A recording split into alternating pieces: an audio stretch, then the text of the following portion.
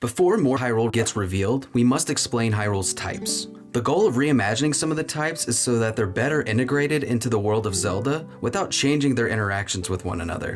One of my main philosophies when creating this project is that any idea or concept I took from one of the franchises, I had to mix it with the other. This is done so that parallels between both of the franchises can be fused even better. Before we go over the types though, here's a look at a Hyrule regional variant.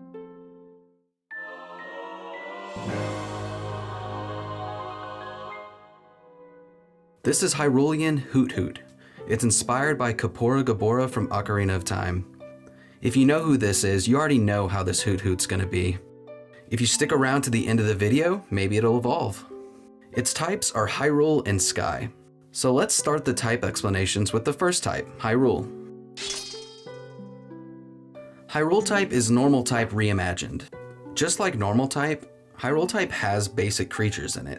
Things like goats or birds, but there's also other Pokemon that can be Hyrule type, such as Pokemon deeply rooted in Hyrule's history, such as Ancient Sheikah. To me, this is going to be one of the more interesting types because it's more than just normal, but also normal, if that makes any sense.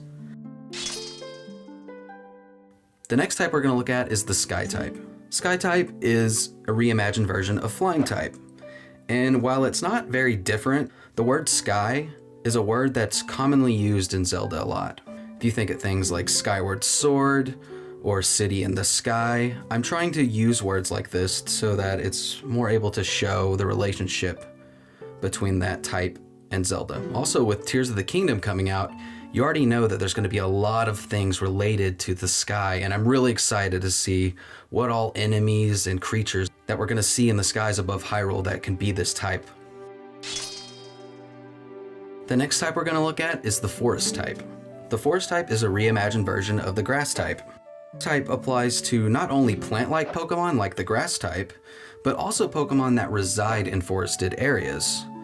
The reason why this was changed also was because forest is a common term as well. Think of all the different iconic forests in Zelda. It's more thematic to me than Grass type. Grass kind of just sounds like it's just only plants, and I wanted to kind of introduce more of an idea of just forest-dwelling Pokemon.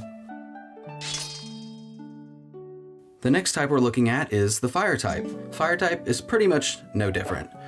Fire is a common word used in Zelda, so there's really no need to change the Fire type.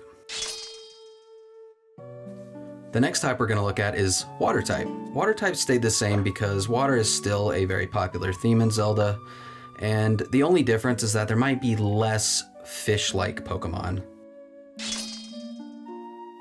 Next we have the Warrior type.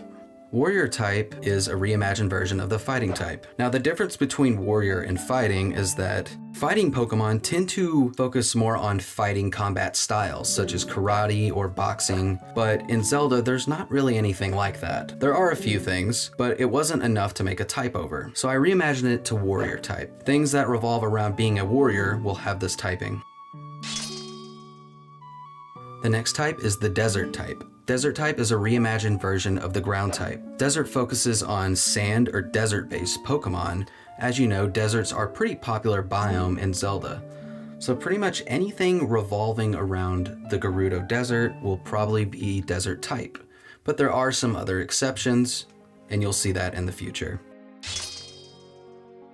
The next type we're going to look at is the Spirit type. Spirit type is a reimagined version of the Fairy type. While Fairy works very well, Spirit allows for more light or mystical Pokemon while also still having fairies in them. I know it sounds kind of weird to reimagine the Fairy type, but Spirit has a lot more things going for it that I can work better. Fairy to me just sounds like things only related to fairies in general.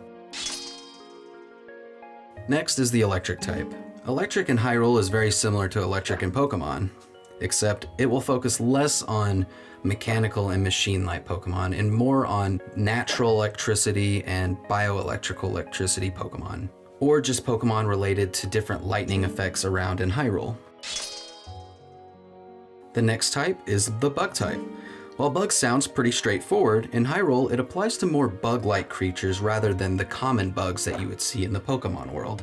There's a lot of insectoid-like creatures in Hyrule, And I don't really consider them bugs, but I'm still just going to keep the name bug because to us, they're still bugs.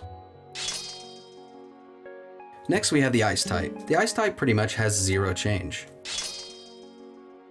Next, we have phantom type. Phantom is a reimagined version of the ghost type. Phantom is the dark counterpart to spirit. While ghost is similar, phantom is more about evil spirits. While you're probably wondering, why did you change ghost to phantom? The word phantom is very popular in Zelda. You see things like Phantom Ganon, Phantom Hourglass. It's a very iconic word associated with Zelda, so that's the main reason why I changed it. The next type is Toxic type. Toxic type is a reimagined version of the Poison type. Toxic encompasses not only poisonous Pokemon, but ones that have a corrupting or corroding nature. A very popular theme in Zelda is Malice. And while I could have changed the type to Malice, I feel like that narrows it down too much. The next type is the Stone type. Stone type is a reimagined version of the Rock type. Stone is very similar to Rock, except it focuses a lot on crystals and gemstones pretty frequently. And to me, Rock just says things that are just rocks. While that's not true in Pokemon, I wanted the word to represent what the type has to offer better. There will be things like Rupee-based Pokemon and Stone Talus-based Pokemon, so you'll see that in the future. The next type is the Metal type. Metal is a reimagined version of Steel. Metal contains all sorts of metals for Pokemon rather than simply steel. I wanted Metal to also have a lot of weaponized Pokemon. Zelda is known for its different weapons, and you're gonna see that a lot in some of these Pokemon. The next type is the Draconic type. Draconic is a slightly reimagined version of the Dragon type. While I probably didn't have to change the name, in Pokemon there's magic associated with the Dragon type. While there are dragons that are magical, there are also a lot of lizard-like creatures, and I wanted to focus more on it being a type that includes those. And now we have the Twilight type, probably my favorite type. Twilight type is a reimagined version of the Dark type. Twilight Pokemon are related to the Twilight realm, such as in Twilight Princess, and rather than just being mean-spirited like the Dark type in Pokemon. See, Twilight isn't just dark. Twilight is a mixture of light and dark, whether it's light being used for evil, or darkness being used for good, or a combination of both. To me, it's a very unique typing, while also still feeling familiar. And now for the last and probably most changed type. We have Time type, the reimagined version of the Psychic type. Time is quite different compared to Psychic. It focuses on the Zelda theme of time present throughout the series. Zelda is such a massively time-based franchise. Whether it's Ocarina of Time or just the different timelines in the series, time is such a huge part of the franchise. This is the most changed type because Psychic didn't really fit with pretty much anything that I could think of. And I could see so many different things related to time, and I thought it was a very cool type. I'm really excited to show what Time type has to offer. In fact, remember Hyrulean Hoot Hoot? Oh yeah, it's time for him to evolve.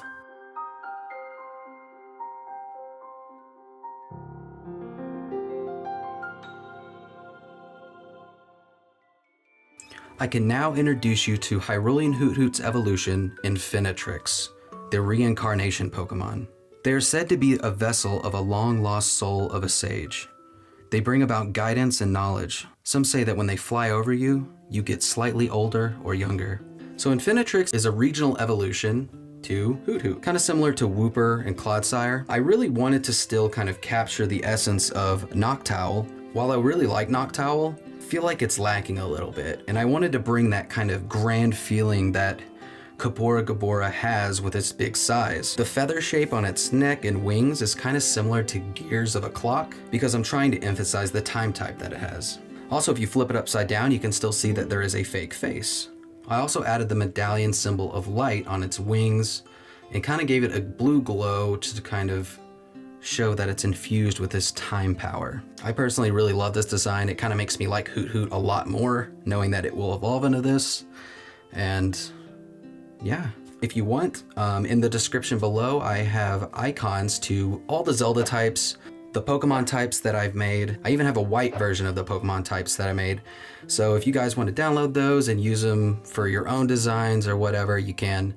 In the next video, we're going to be going over some of the earlier Pokemon that you might see in Hyrule. I'll see you then.